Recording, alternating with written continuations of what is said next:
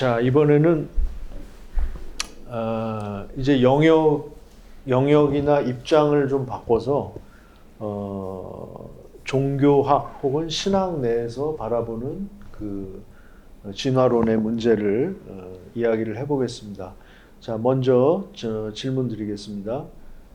현재 종교학과 신학 내에서 바라보는 진화론의 의미와 그에 대한 평가를 듣고 싶습니다. 이런 질문을 드리겠습니다.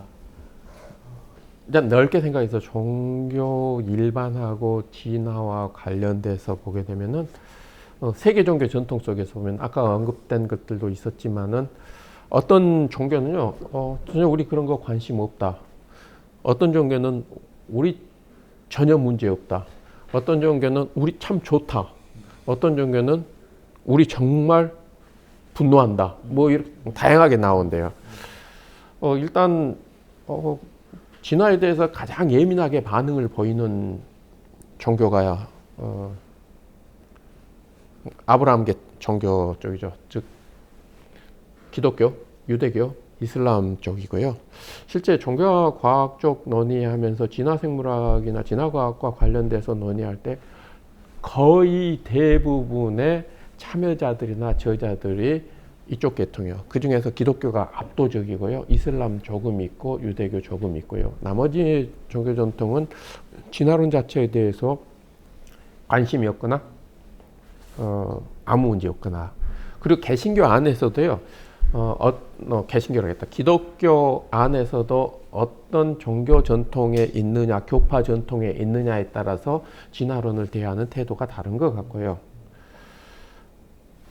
동방종교의 전통 속에서는요, 이 세상이 굉장히 오래되었다. 그리고 오래된 세상 속에서 하나님이 구체적으로 활동하신다.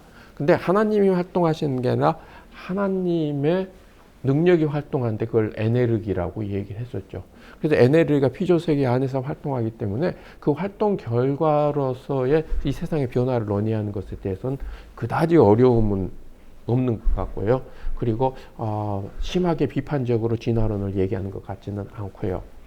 가톨릭 같은 경우에는 진화론을 일반적으로 수용하고 인간의 영혼의 창조 문제만 가지고 다르게 해서요, 비교적 전향적으로 얘기하거든요. 근데 동방종교회나 가톨릭 같은 경우는 자연신학 전통이 굉장히 강했기 때문에 모든 피조세계 안에 하나님의 능력과 역사가 진행된다고 생각했기 때문에요, 거기에 대해서 피조세계의 자율성에 대해서는 상대적으로 유연한 태도를 취한 것 같고요. 이제 문제는 우리 개신교인데, 개신교 진영은 이제 둘로 나뉘게 되죠. 보수 근본주의 개신교 진영 속에서는 신학적 입장을 가지고 진화론이나 현대과학에 관한 또 성서 역사 비평학을 배제하는 입장에서 논의가 있었고요. 그 다음에 개신교 진영에서 현대과학과 진화론과 성서 역사 비평을 받아들이는 쪽에서는 진화론의 이해가 이 세계를 이해하는데 또는 인간을 이해하는데, 하나님 이해하는데 굉장히 도움이 된다고 얘기했고요. 이건 좀 나중에 좀 더 논의할 기회가 있어요. 진화론을 가지고 종교를 설명하려는 시도들이 있었죠. 사실 19세기 때. 그래서 종교의 기원을 찾으려고 시작했고요. 그러니까 종교의 기원을 알면은 현재의 종교 모습을 이해할 수 있다고 생각했는데, 주로 이제 문화인류학 하시는 분들이 그래서 굉장히 많이 봤죠. 종교인류학적 접근을 하면서. 그러면 현재의 종교 기원을 어디에서 가장 많이 살펴볼 수 있을 것인가? 그래서 단순 사회, 옛날에는 원시 사회라고 했는데 이게 가치 중립적인 용어로 단순 사회에서 종교가 어떤 모습들을 보고 있는가 연구를 많이 했죠. 근데 비판도 굉장히 많이 나오고요. 종교가 어떻게 출발했는가 기원을 안다고 해서 종교를 알 수 있느냐, 이건 다른 문제여가지고요. 그래서 종교를 진화론적으로 그 기원과 출발을 설명하려고 하는 초기 19세기의 시도들은 굉장히 많은 비판을 받고, 20세기 후반 21세기에 들어와서 다시 진화론적인 관점에서 종교를 설명하려고 하는 시도들은 여전히 있고요. 네, 저는 여기까지. 네, 고맙습니다. 누가 또? 예, 김성원 선생님. 그 다윈이 아주 독실한 크리스찬이지 않았습니까? 굉장히 신앙이 좋았던 사람이고, 또 부인도 굉장히 독실한 크리스찬이었는데, 이제 진화론을 깊이 연구를 하면서 신앙을 점점 그 잃어가면서 말년에는 이제 신을 믿지 않는다는 쪽으로 이렇게 가게 됐습니다. 근데 그 결정적인 이유 중에 하나가 이제 자연 선택이 이제 중요한 역할을 했고, 근데 이제 자연 선택이 적자 생존, 이 환경에 적응을 하면은 생존을 하고, 변화에 적응을, 환경 변화에 적응을 못하면 이제 퇴화하고 결국 멸종되는 그런 건데, 이제 그 자연의 선택, 그 빨간 개구리는 죽고 녹색 개구리는 여름에 생존할 확률이 높고, 그래서 이제 빨간색 개구리나 하얀색 개구리는 거의 존재하지 않는 그런 선택을 누가 했느냐, 그거를 결국 natural selection, 자연이 했다, 자연의 현상이 그걸 만들었다라고 해서 자연 선택을 이제 발견을 하고, 그거를 20년 동안 얘기를 안 했다고 그러더라고요. 그러다가 이제 그 안 한 이유가 자기 부인이 크게 실망할까봐 안 했다, 그런 내용도 최근에 이제 읽고 있는 책에서 나오는데, 어쨌든 독실한 크리스찬이었는데 왜 자연 선택을 믿으면서 그거를 왜 신의 선택이라고 생각을 하지 않았을까? 물론 이제 자연적 선택인데, 그러면 신적 선택 내지는 더 폭넓게 신의 선택으로 해석을 혹은 이해를 할 수는 없었을까? 물론 그런 고민을 했었는지는 모르지만 너무 이렇게 객관적이고 현실적인 데이터에 근거해서 다른 그동안 가지고 있었던 폭넓은 그런 신앙의 세계를 좀 저버린 게 아닌가, 그런 아쉬움이 있고요. 다시 다윈이 살아온다면 그렇게 옛날처럼 신앙을 버리는 쪽이라기보다는 다시 한번 그 신에 대한 이해를 해볼 수 있는 그런 계기를 갖게 되지 않을까, 그런 생각도 개인적으로 한번 해봅니다. 네. 다음 누가 말씀해 주시면 좋을까요? 먼저 하세요. 권호대 선생님. 저는 그 구약과 신약의 차이, 예를 들어서 구약에서는 뭐 전혀 없지는 않지만 신약에서 좀 더 강조하는 것이 요한복음 예처럼, 뭐 니고데모의 예처럼 거기 그 영의 문제, 그다음에 그걸 바람에 이렇게 비유하는 문제, 이런 것은 구약에 없던 데서 상당히 발전한 하나의 그 시각이 발전한 그로 볼 수 있는데, 그런 면에서 다시 어떻게 보면 영의 문제로 돌아가는데, 그것을 지금까지는 아마 신학에서 그걸 바라본 건 몰트만인가요? 희망으로 이렇게 그 테마를 그렇게 바꿔서 천착을 한다든지, 뭐 이제 신학자들 다 잘 모르지만 그런 약간의 그 구약에서 신약으로 왔을 때 그 변화, 그것도 하나의 그것도 에볼루션이 아닌가. 그래서 그런 면에서 구약 신학의 문제를 하나의 에볼루션 픽처로 이렇게 분류해 보는 것도 우리가 거기서 방향성을 찾는 데서 좀 도움이 될 수 있지 않나. 그래서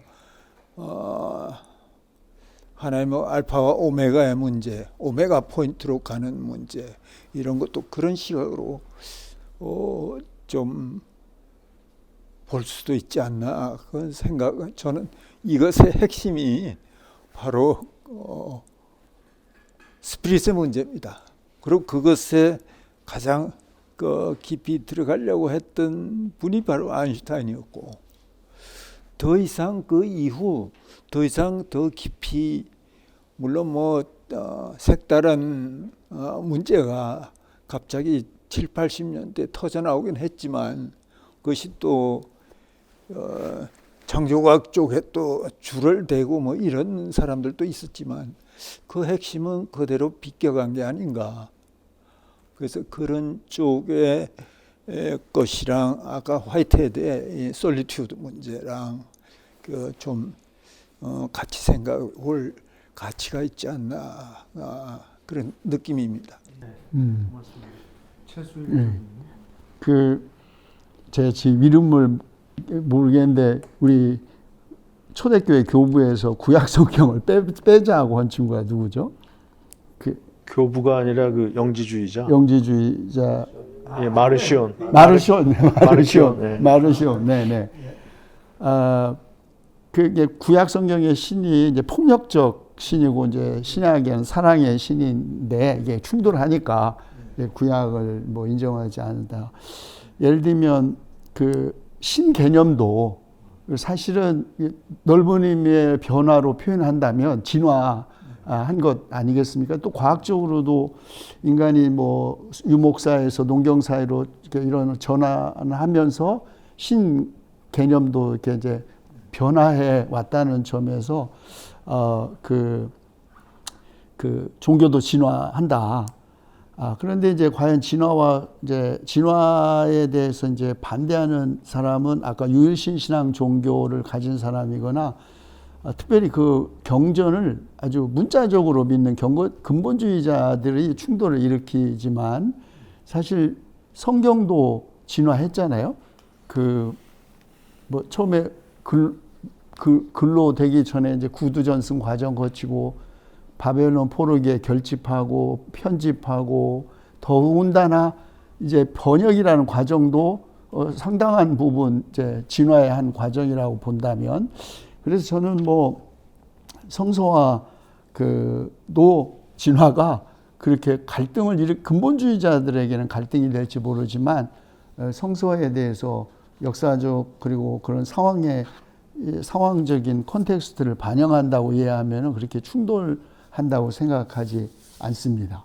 오히려 진화론을 상호 인정하는 것이 사실 인간과 세계를 이해하는 그 눈과 폭을 넓혀준다는 점에서 신학이 또 상당히 긍정적으로 방향에서 대화를 할 수 있다고 보여줍니다.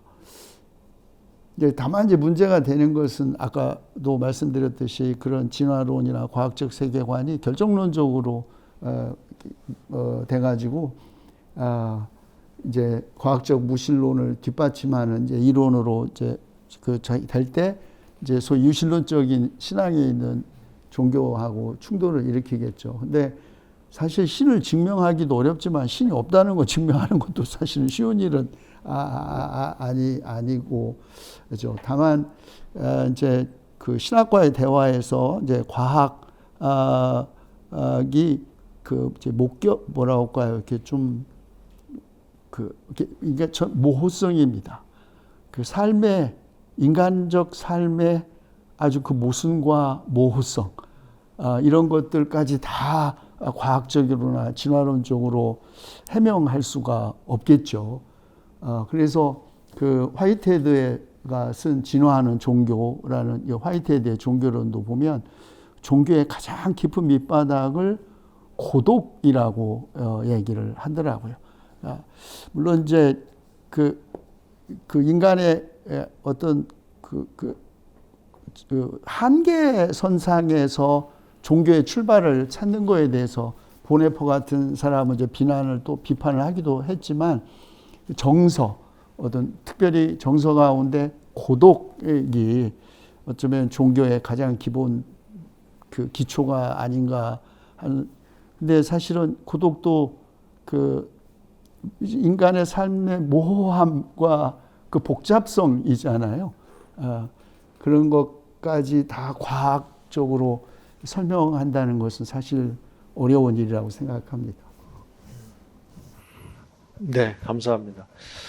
현대 종교 혹은 종교학, 신학 내에서 바라보는 진화론, 우리가 지금까지 얘기한 거를 생각해 보면은 진화론 내에서도 상당히 그 다양한 어떤 강조점들, 이론적인 강조점의 차이들이 있고, 이 종교에서도 그 진화와 관련해서 다양한 입장이 있는 것 같아요. 그러면 이제 뭐 다양한 것끼리 상당히 여러 가지 조합이 나올 수 있겠다. 이거는 분명한 얘기 같고, 우선 다윈 시대는 세 가지 형태가 있었다고 지금 전해지죠. 그래서 다윈이 종의 기원을 발표한 다음에 기독교, 뭐 영국이라는 데가 이제 전체 기독교 사회 문화라고 봐도 과언이 아니니까, 국교가 그 영국 성공의 프로테스탄트니까, 그때 이제 첫 번째 반응은 열렬한 지지, 뭐 찰스 킹슬리를 대표로 하는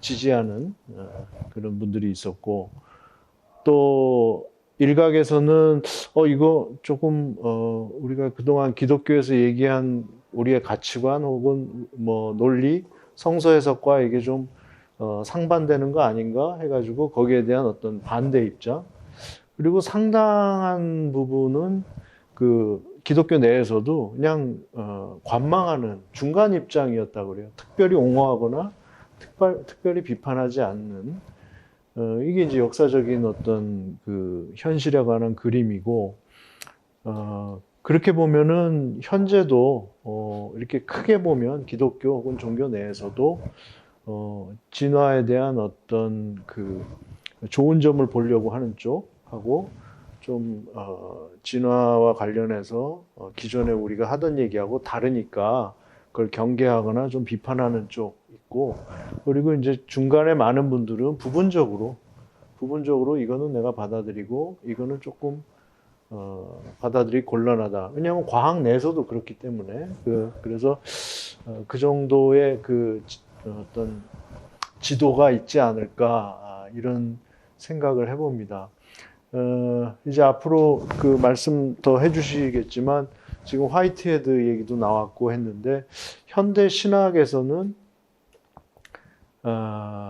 역시 여기에 대해서 언급을 안 하는 중간에 계신 분들이 있고, 여기에 대해서 좀 반대하는 비판적인 분들이 있는 것 같고, 또 진화론을 적극 수용해서 이거야말로 자연에 대한 어떤 신학적인 통찰을 넓혀주는 거다, 이렇게 적극적으로 신학적으로 그거를 풀어내는 분들이 있는 것 같아요. 그래서 뭐 신학자 중에서 대표적인 뭐 몰트만이나 판넨베르크 같은 분은 아예 거기에 관한 책을 쓰실 정도고, 또 복음주의 계열에서, 그러니까 보수적인 계열에서 굉장히 그 인기가 많은 그 앨리스터 맥그라스 같은 분은 다윈 탄생 200주년인가요?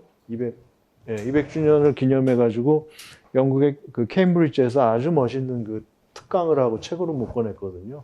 거기 보면 뭐 아무 문제가 없어요. 그 다음에 오히려 기독교 전통과도 맞닿아 있는 부분이 있다, 뭐 이런 얘기도 하고, 또 대다수의 기독교인들이 그 좋아하는 C.S. 루이스라는 사상가도 진화론을 적극 수용해서 그거를 얘기를 하거든요.